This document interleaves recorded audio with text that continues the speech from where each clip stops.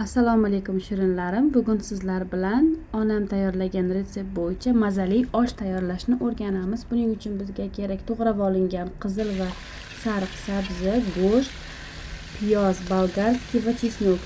Yog'ni qizigan qozonimizga solib olib, go'shtlarimizni qizartirib qovurib olamiz. Ketidan piyoz va bolgarskiyimizni solib, yanada yumshoq holatga kelguncha qovurib olamiz.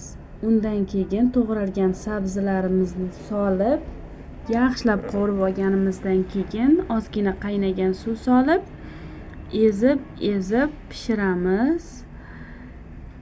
Tayyor bo'lgan masallig'imizga, ya'ni zirvagimizga 3 marta yuvilgan guruchni solib, qaynagan suv solamiz ustidan va ozgina zira sovoramiz.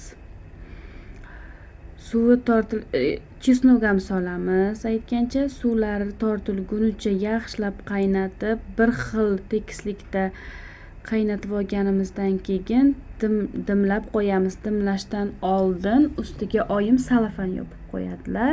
O'shanda yumshoq pishadi deb aytadilar.